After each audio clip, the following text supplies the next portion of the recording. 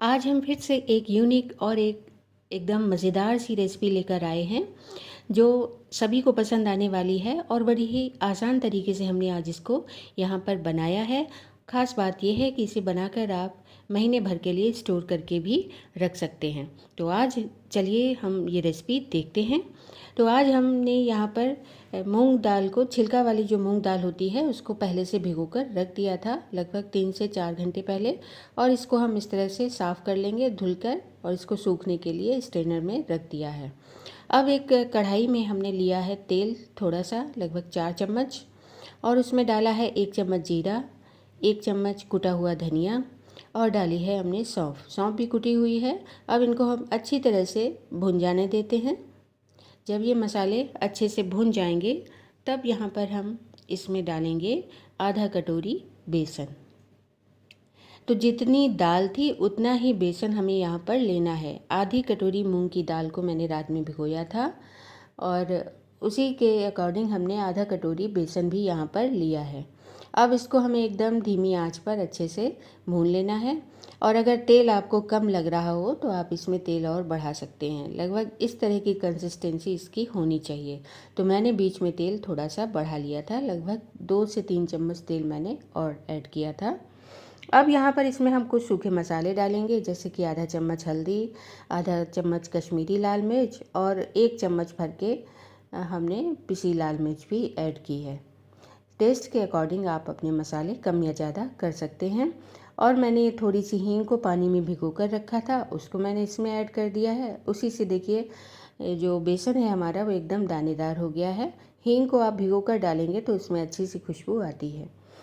अब इसमें हमने जो दाल सूखने के लिए रख दी थी स्ट्रेनर में, उसको ऐड कर देते हैं। तो अब इसको हम आराम से भूनेंगे, बिल्कुल जल्दबाजी ना करें, एकदम धीमी आंच पर इसको हमें भून लेना है।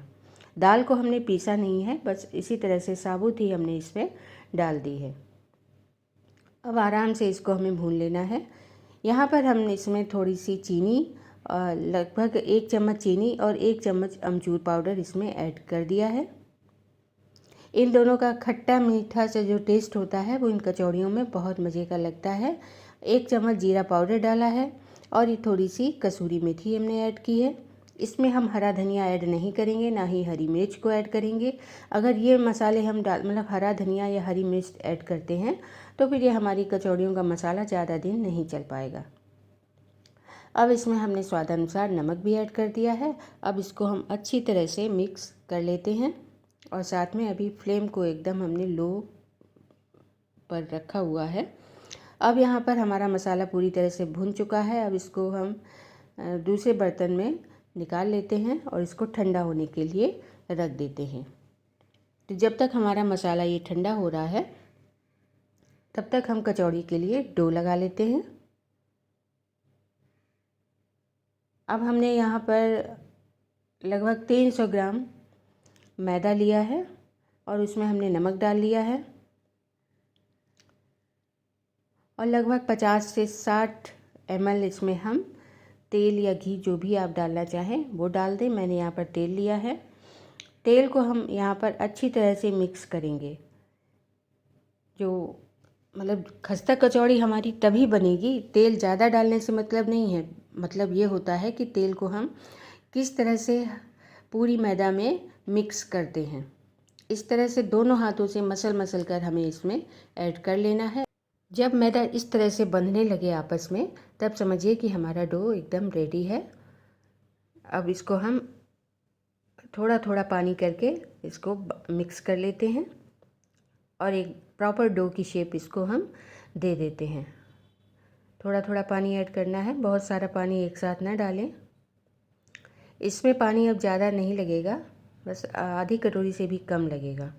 और ख़ास बात यह है कि हमें इस डो को इस तरह से पटक पटक के ही मसलना है।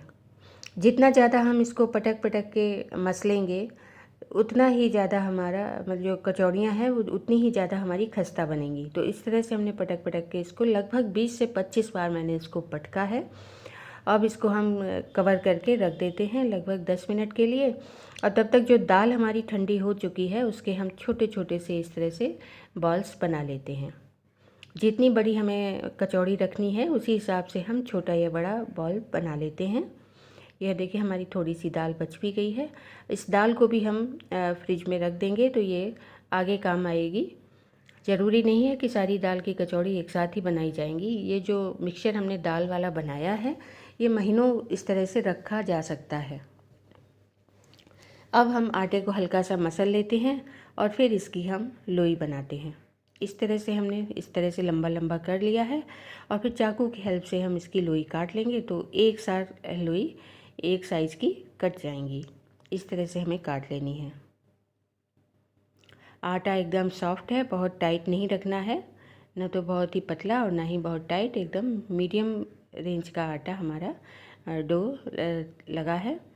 अब देखिए जो आटा है और जो आटे की गोली एक हमने बनाई है और एक दाल की गोली है तो इतना डिफरेंस रहना चाहिए, बहुत ज़्यादा नहीं, डबल का अंतर नहीं है, बस 19-20 का फ़र्क है मैदा की बॉल में और दाल वाली बॉल में।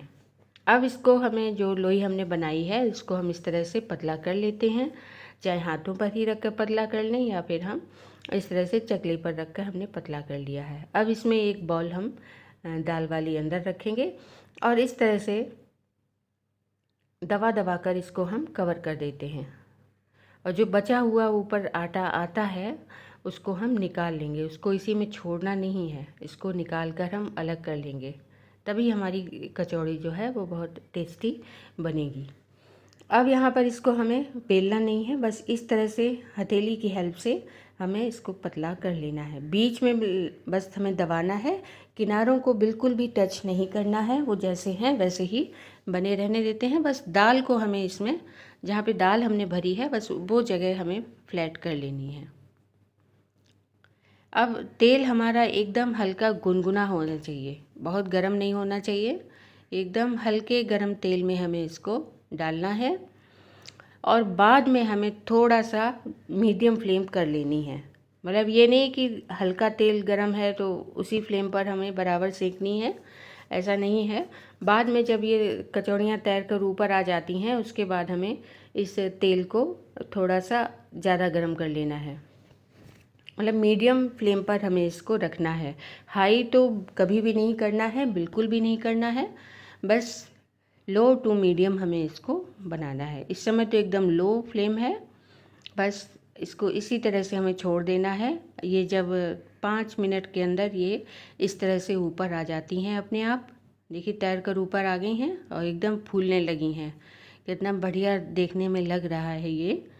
बस इसी तरह से हमें इसको गोल्डन होने तक तल लेना है। फ्लेम को बाद में हमें मीडियम ले आना है और बस हमारी फटाफट से लगभग 10 मिनट लगे होंगे एक बैच को सिकने में।